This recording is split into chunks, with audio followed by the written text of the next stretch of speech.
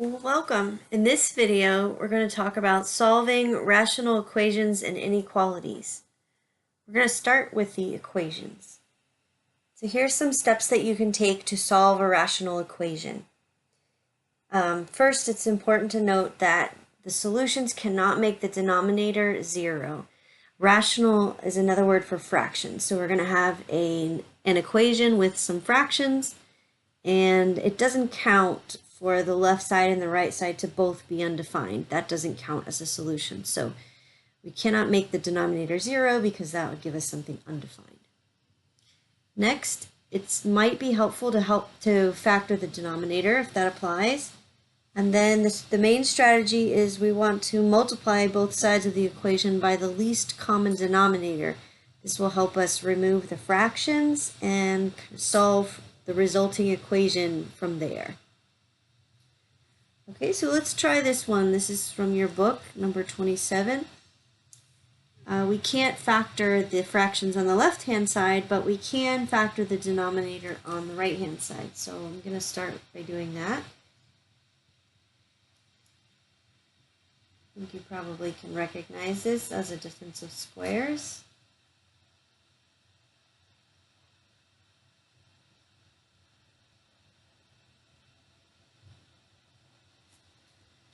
Okay, so once we've factored all the denominators, now we can see, okay, I don't want x minus 3 to equal 0.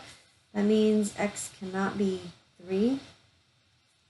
I also don't want x plus 3 to equal 0, so that means x cannot be negative 3.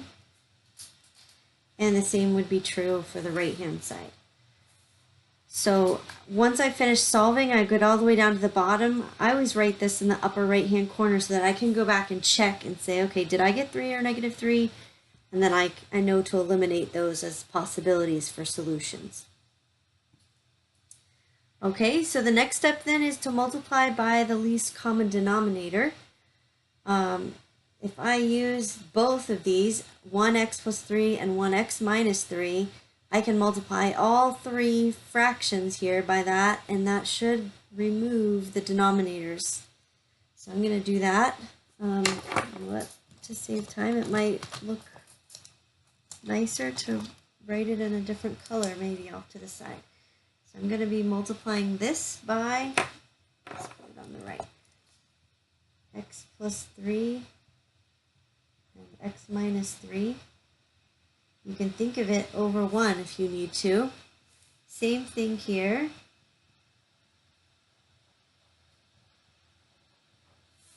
And on the right-hand side.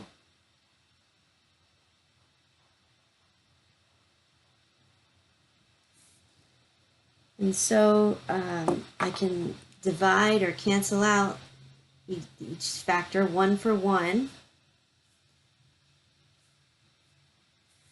So what I'm left with is x times x plus 3 plus 4 times x minus 3 equals 18. And now I've removed all the fractions. Now I just want to solve this as I would with any other type of equation. So I'm going to expand this out. This would be x squared plus 3x plus 4x minus 12 equals 18. That's going to be x squared plus 7x. I might as well go ahead and subtract my 18 over. So that's going to give me minus 30 equals 0. Okay, and then I want to try to factor this maybe. If I couldn't factor it, I could use the quadratic formula. But this one is factorable. I need two numbers that multiply to be 30 and add or subtract to be 7. 10 and 3 will work. So to make it a positive 7, I need a positive 10 and a negative 3. And then I'm going to set each part equal to 0. You could probably do this part in your head. So I get x equals 3. and x equals -10. And now that I've gotten all the way down here to the bottom and I've got my solutions, I want to go back and check. And I actually did get one on the list this time. So 3, we said, does not work because if I plug in 3, I'm going to get something undefined on both sides. So that does not count as a solution. -10 is not on this list, so this would be my only solution, -10. Okay, so we could solve any equation using that same process. I think this is a pretty good representative of that type of equation. Let's take a look at some inequalities. An inequality would be a less than or a greater than. And this one actually is coming from your book. We're going to use the graph here, so I made a big grid. But there's actually 3 parts to this problem in your textbook. So actually the first one talks about where it's equal to 0, and then we're going to use the graph to determine where it's less than or equal to 0 and where it's greater than or equal to 0. We're going to use the graph for these. I think that is one method. It's not the only method, and so if you are looking for an alternative to using the graph, you can go look at my college algebra video and it will show you an alternative method with a number line that you could use if you prefer. Okay, but for this video we're just going to stick with the graphing method. So if I want to make the graph of this, I need to kind of maybe off to the side list off some of the important parts of this graph. Since it's a fraction, it's going to have some of those asymptotes. So the vertical asymptote is going to come from setting the denominator equal to 0. If I set that equal to 0, I get x equals -5. The horizontal asymptote is based on that 3-part rule where we compare the highest exponent in the top versus the highest exponent in the bottom. If they tie, like they do here, I have x to the first and x to the first, then we divide the leading coefficients, and they're implied here to be a 1. So there's 1 divided by 1. So the horizontal asymptote is 1. I can't factor this, and I can't cancel this, so there's no whole. Also, because the numerator does not have a higher power, I know I'm not going to have a slanted or oblique asymptote. Okay, so let's throw on our asymptotes. -5.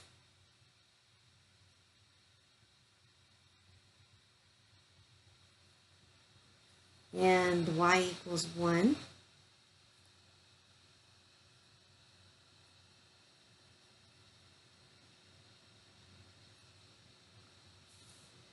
Alright, if you want to add the intercepts in there, those would be really good points. I'm just going to put them right on the t-chart.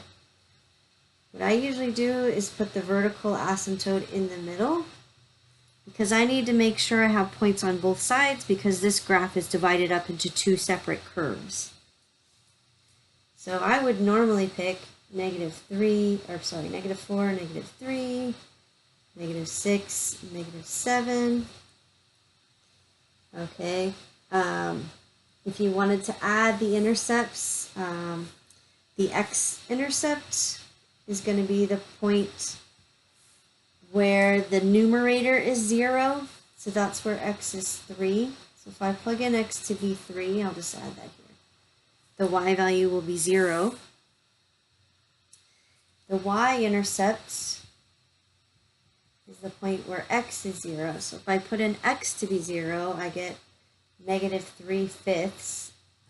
It's not a beautiful number to graph, but it's good to know where it's at. It's negative, and that's important. Okay, and then we would want to plug all these others in just to give ourselves a few points. So if I plug in -3, I'll have -6/2, so -3. If I plug in -4, I'll have -7/1. If I plug in -6, I'll have -9/-1. And if I plug in -7, I'll have -10/-2. So +5. So if I plot those, I have 3, 0, That's a really important point for the inequalities. So we'll come back to that.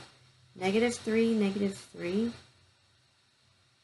-4, -7. If you want to plot the y-intercept, we're at 0, -3/5, which is maybe right about there. Okay, so that gives us a pretty good idea of what this curve looks like on the right-hand side. Remember, the dotted lines are there because the graph is going to approach those lines. On the right-hand side, we've got -6, 9, and -7, 5. We could keep going if we wanted to. I don't know what. -8 is not going to come out very nice. -9 might, so that would be -12 over -4. So that's +3. Okay, and remember, we're going to approach these dotted lines. All right, so we have our graph. Now let's use this graph to answer the questions. In part A, it says we want to know where this function is equal to 0. Basically, that's asking us, because the graph, the y value is represented by this whole fraction. So where is the y value 0? And we could solve this algebraically, actually. So we could multiply both sides by x plus 5, just like we did in the previous example. Let's do that real quick.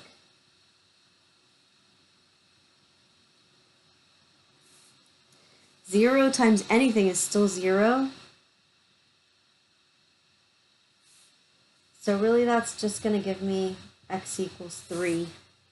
And if you look on the graph, this is why the x-intercept is really important, because this is the place where the whole fraction is equal to 0. So both this point and the place where it's undefined are dividing lines between parts of the graph that are above the x-axis and parts that are below the x-axis. So where it's equal to 0 is right on the x-axis. Okay, and then we want to know, where is it less than or equal to 0? Let me just write this off on this side. Okay, if we're looking for less than or equal to 0, these are the parts that are below the x-axis. So if you could look at this graph, okay, and I didn't draw it super great right around that point right there, but this is where it crosses over. So where is it below the x-axis? That's definitely this curve right here. So we want to describe that in terms of the x value. It starts really close to the asymptote here, which is at x equals -5, and it remains below the x-axis until we get to x equals 3. And we have a point at x equals 3 where it is equal to 0. So since we have the equals bar, we're going to include that. So the solution, based on the graph, goes from -5. I'm using the round parentheses because I am never going to touch that asymptote, but I'm going to get really close, up to +3. And at 3, I am equal to 0. And since I have the equals bar, I'm going to include that with the bracket. Okay, part C is asking the same question, but now greater than or equal to 0. If I am greater than or equal to 0, I'm going to look for parts of the graph that are above the x-axis.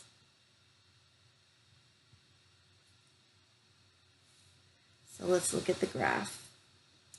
There's two places actually where the graph is above the x-axis. This whole curve from -infinity up to the asymptote at -5. And the remaining piece of this curve after 3 onto infinity. So remember, we're describing this in terms of the x values. So from left to right, we're going from -infinity up to -5, but not touching it. And then because we have the equals bar here, we're going to include the 3 with a bracket and go past 3 up to +infinity.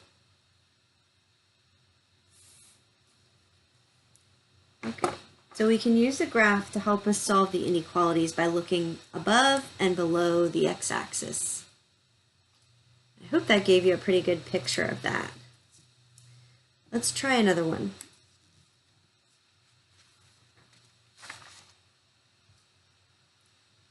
All right, so for this one we have x plus 1 times x minus 2 over x plus 3. We want to do the same thing. Looks like I've got my grid counting by 2's here on the x and the y, so we'll try to stick with that. It'll help me remember, okay? Let's start with the vertical asymptote. So if I set the denominator equal to 0, I get x equals -3. If I look at the degree of the numerator divided by the degree of the denominator, and for this one it's going to be worth it to multiply this out, so I'm going to go ahead and do that. It should be minus 2x plus 1x, so minus x minus 2 over x plus 3. The degree of the numerator is higher than the denominator, and in that case, we do not have a horizontal asymptote. Since the degree of the numerator is higher by 1 power of x, we have an oblique asymptote. So off to the side, we might want to do our, you know what, I'm going to do it down here since there's more room. Okay, and it's good that I multiplied that out because I want to do this synthetic division. I had x squared minus 1x minus 2, and I'm going to divide it by -3 since I was dividing by x plus 3. Bring down the first number, multiply, and add, multiply, and add. Remember, for this I'm going to disregard the remainder. And so my oblique asymptote looks like y equals 1x minus 4. So let's add that up here.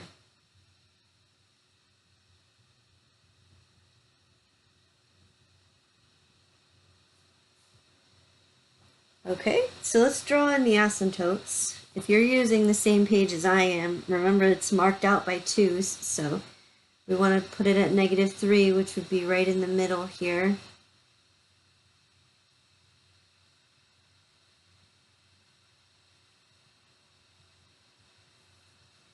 And then our diagonal asymptote,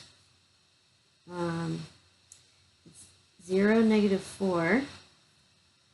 Going to hit at 4, 0, 8, 4. It's kind of going up by 2. Right, I guess you could mark it off that way if you like. Do a couple this way.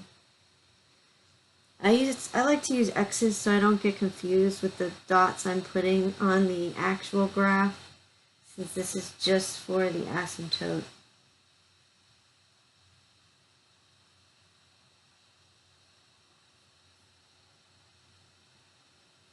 Okay, so I have my vertical asymptote and my oblique asymptote. And now I want to maybe choose some points to plot for this. Maybe it's worth it, let's do this too, to list out the X-Intercepts. Remember, those are the numbers that make the numerator, or the top 0. So that would be -1, 0, and +2, 0. The y-intercept would be where x is 0. I think it's easier to see in this one, since we have both. So if all the x's are 0, I have -2/3. Okay, so let's plot those. So I have -1, 0, +2, 0, and then I have 0, -2/3. That's actually giving us a really good head start. Okay, so I would recommend similar method to what we've done in the past. -3 is our vertical asymptote, and that's dividing our graph into two separate curves. We've already got 3 points on this side. I'll fill them in. So that really, we could go ahead and sketch this curve at this point, I think. You can plot more if you prefer, but we know that we're going to be approaching the dotted lines. Okay, and then we need to choose some points that are to the left of -3. So -4, -5 maybe. And we've lost our function because we can't fit everything on one page. All right, so if I plug in -4, that's going to give me -3 times -6, 18, over -1. So that's -18. If I plug in -5, that's going to give me -4 times -7. It's 28 over -2. So that's -14. Let's see if that's enough for us. So we have -4, -18, which is down here, -5, -14, I think is right here. Let's do one more. If I plug in -6, I'm going to have -5 times -8, it's 40, over -3.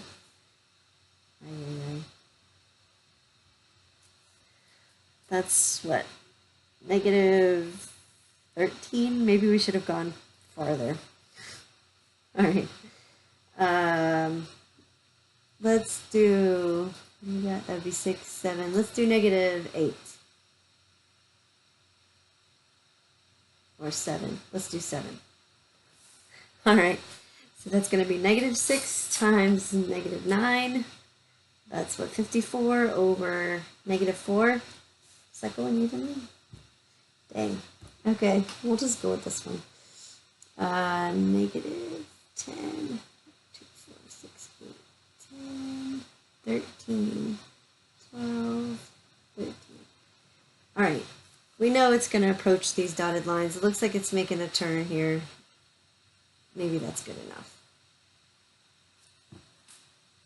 Okay, back to our inequality. That's really our main goal, although it's good to practice the graphing. So we are solving this where it is less than 0. So we're looking for parts that are below the x-axis.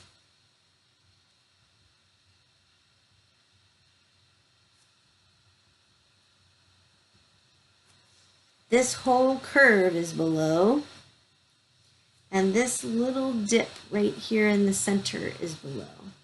So we have 2 places. This curve stretches out to infinity, or -infinity. So our solution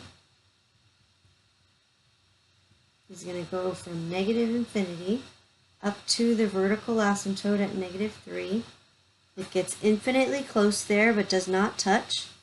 And then we have this little curve right here that goes between -1 and +2. We do not have the equals bar, so we are not going to include the -1 or the +2. I'm going to use the round parentheses for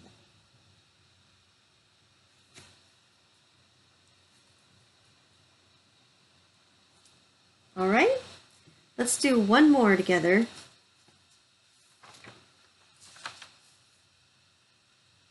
Same thing.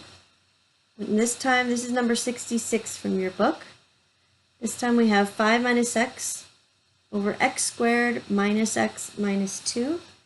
I'm going to go ahead and factor that so we can see what's in the denominator.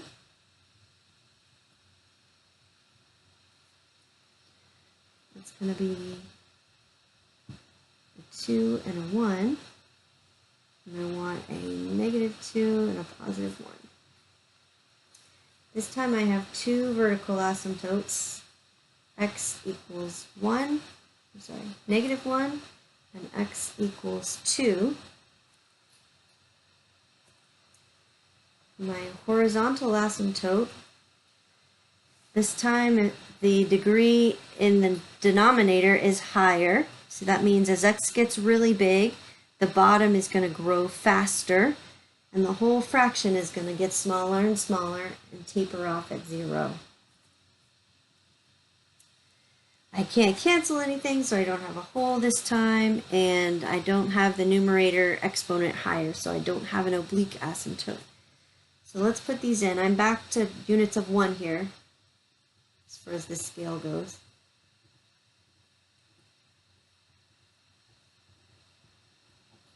So I have an asymptote at x equals -1, and an asymptote at x equals 2.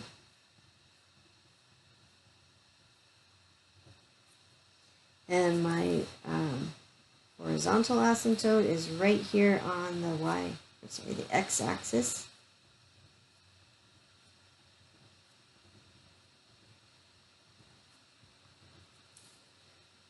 All right. Again, it's really good to identify the X-intercept, especially for these, because of the inequalities that we're working with. We want to know where it crosses from above to below or vice versa. If I set the numerator equal to 0, it's going to give me 5. So it's going to touch the x-axis at 5, 0. Okay, and then the y-intercept would be where x is 0. So if I put an x to be 0, I'm going to have 5 over -2. So that's negative, you want to make a decimal, would be 2.5. So we can put that in there too. Okay, and we might need a few more points, so let's add to that. When we have 2 vertical asymptotes, we have 3 sections of the graph that we need to make sure we have points for. So I might want to pick a number smaller than -1, like -2. I might want to pick a couple in the middle, like 0 and 1. And I might want to pick at least one on the right as well. And I have the point at 5 as well. Okay, so let's see here. If I plug in, let's see, 0, I already know that is -2.5. 5 is 0. If I go up here, if I plug in -2, let's do it here. That's going to be 7 over -1 times -4. So 7 over 4. Like 1 3/4.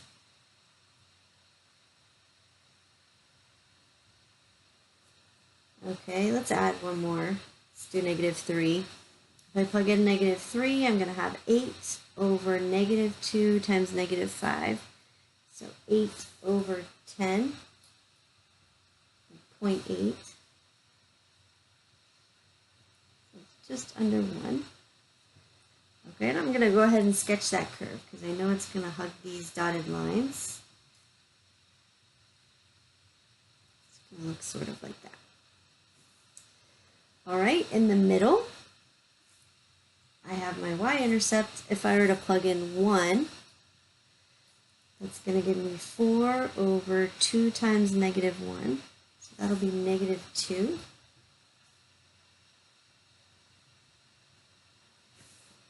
All right, we might need to add a point to see what this graph is doing for sure. We might want to use our calculator to help us out too. I'm going to squeeze in a 1.5 here. Let's see if we can do that in our head. 5 minus 1.5, that'd be 3.5 over 2.5 times -0.5. Okay, I'm going to use my calculator for that one.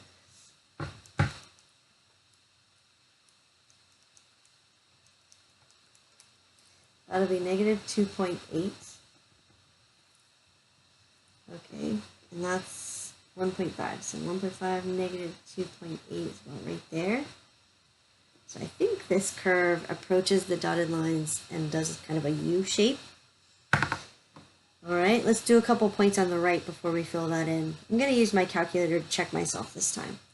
If I put in 3, 5 minus 3, that's 2 over 4 times 1. So 2 over 4, so that'd be a half, or 0.5.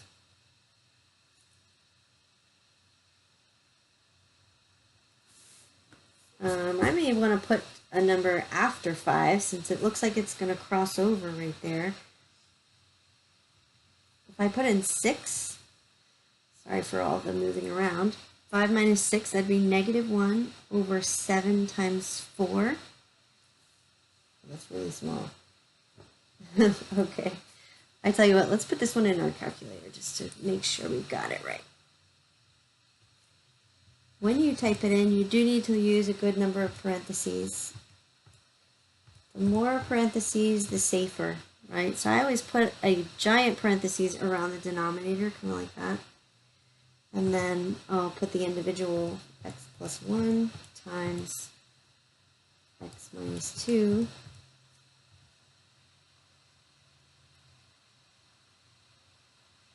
Okay, so we were right about this middle curve. It comes up and down, sort of like that.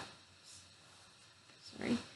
And then this one, I'm guessing, crosses over at the point 5 and then approaches the asymptote from the bottom, maybe. Sometimes they do that. Okay, but it definitely crosses over, and to convince yourself of that, you could hit trace. That puts a cursor on the screen, and you could type in a number like 6. So it's definitely below the x-axis. 7, still below, right? 8, 9. Okay, so it's definitely below. So we are trying to solve where this is less than 0. So I'm looking for parts of the graph that are below the x-axis.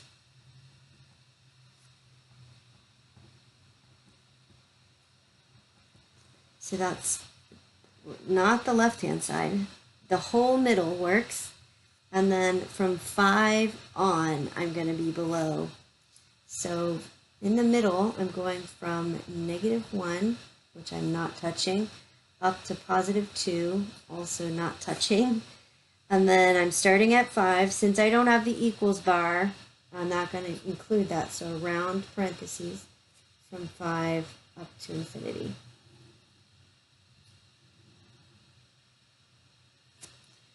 All right, now you'll definitely have your calculator for most of these graphs, so you'll be able to do them with your calculator as well, but it is good to practice making these graphs by hand. There's a reason why we do that, and it gives you a really good understanding of these functions. So I hope that you got something out of drawing the graphs by hand, and I hope that you are seeing how the inequalities tie in with the graph. All right, we'll see you in the next one.